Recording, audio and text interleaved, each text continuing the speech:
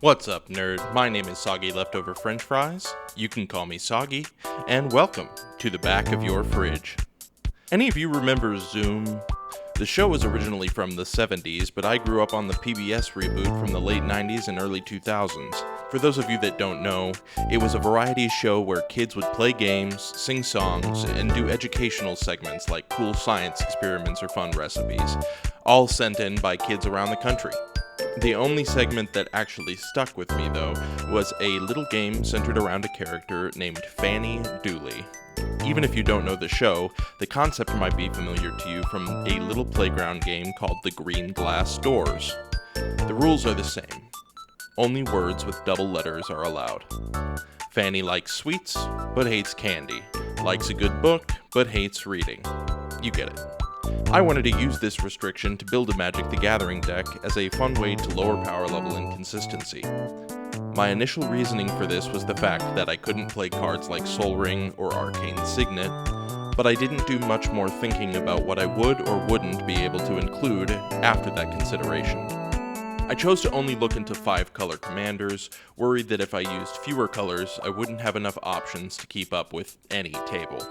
The first time I played the deck, I realized it includes a situational, yet potentially very strong infinite combo that I hadn't even noticed when building the deck. This makes the deck even more fun for me, and inspired me to do more deck building restrictions since then.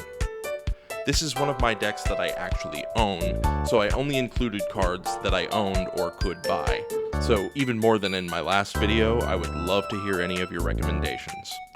So let me know in the comments what you would include. Time to introduce you to Najeela the Blade Blossom, Warrior Kindred. I didn't commit to including every letter that is doubled in the game, and I don't have any AA cards, so first up is BB. Rubble Belt Raiders, a high potential warrior for going wide decks like Najeela. Next up is DD. I included Forbidden Orchard for color fixing, and Azra Oddsmaker as another warrior with draw power. Then EE, Beseech the Queen, is included mostly for its 2 instances of the double letter, but if playing with a fast table, it can go grab our infinite combo. Darksteel Ingot, Farseek, and Jiraga Tree Speaker are here for ramp and fixing. Eel Umbra and Sword of Sinew and Steel for protection. Seedborn Muse is primarily here to keep up blockers as the deck doesn't have much interaction. Eerie Ultimatum for a late game push. And Kendra Charioteer as another high quality warrior. We have a couple of lands in the FF slot. Swiftwater Cliffs and Rafine's Tower. For GG, we have Rugged Highlands and Archetype of Aggression. We even have a double H card in the star of my last deck profile, Rograk, son of Rogah. As a warrior himself, he can benefit greatly from the kindred elements of the deck. I didn't include any II, JJ, or KK cards, so next up is LL. This is one of the more common double letters, so we'll have quite a few cards in this category. Starting with removal, we have Epic Downfall, Farewell, Hull Breach, and Spell Swindle. Then some card draw with Skull Clamp and Windfall. Included for graveyard recursion, we have Recollect and Rogue's Gallery, Felwar Stone for ramp, a couple of tutors with Eladamri's Call and Idyllic Tutor.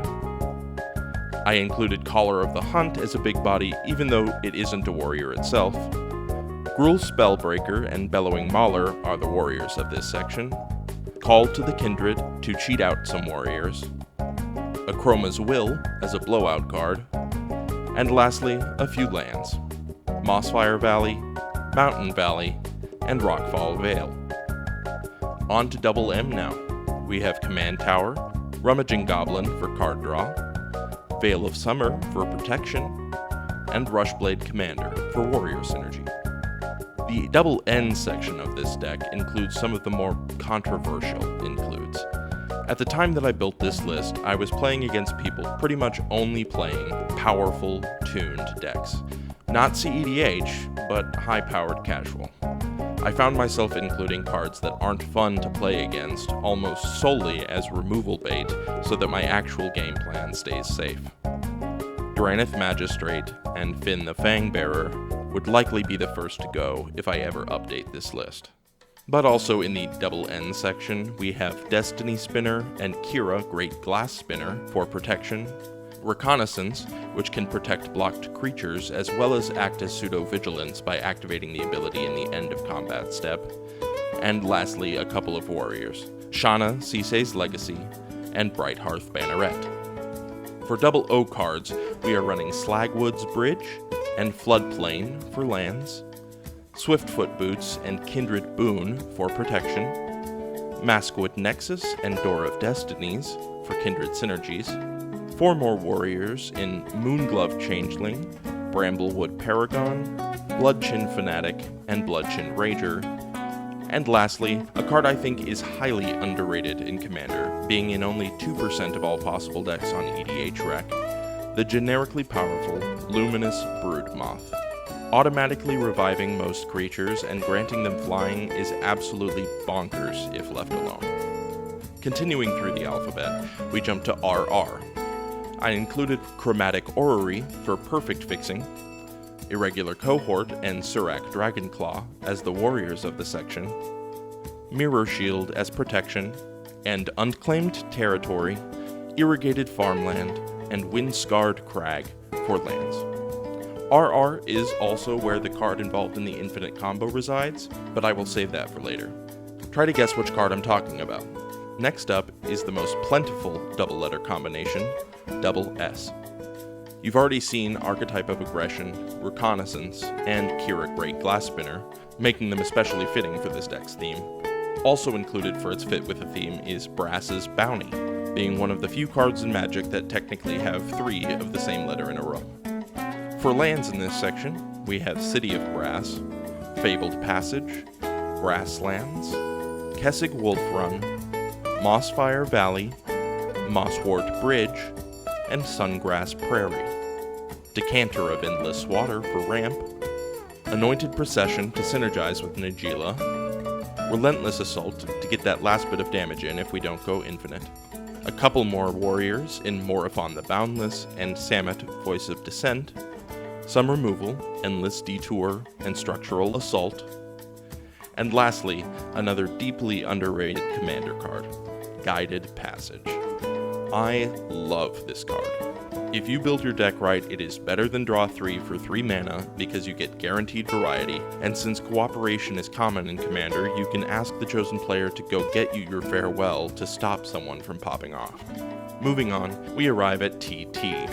Ogre Battle Driver and Morit of the Frost as warriors, and Battlefield Forge and Scattered Groves as lands.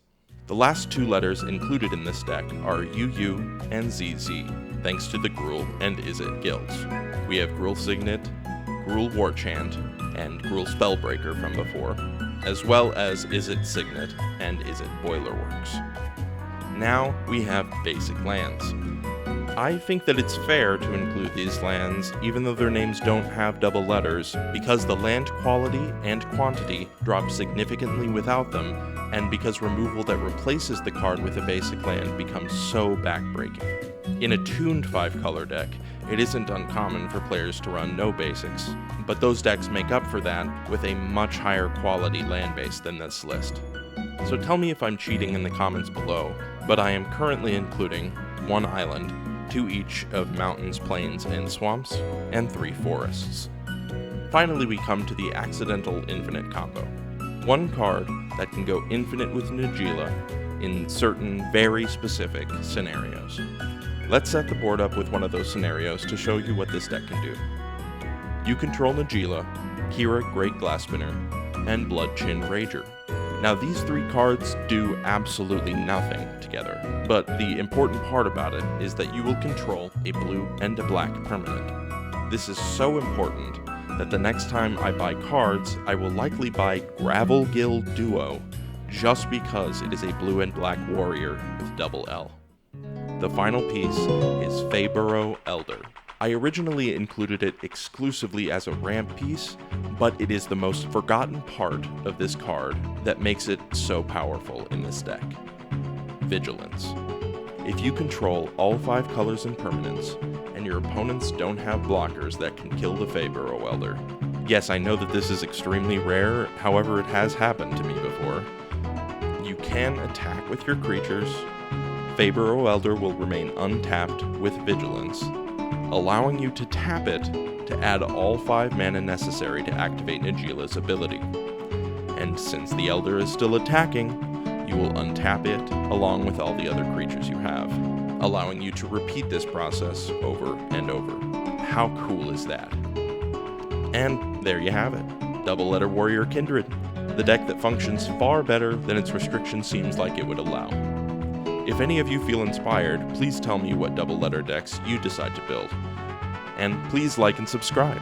I have been Soggy Leftover French Fries, coming to you from the back of your fridge, reminding you to be yourself. Catch you later, everybody.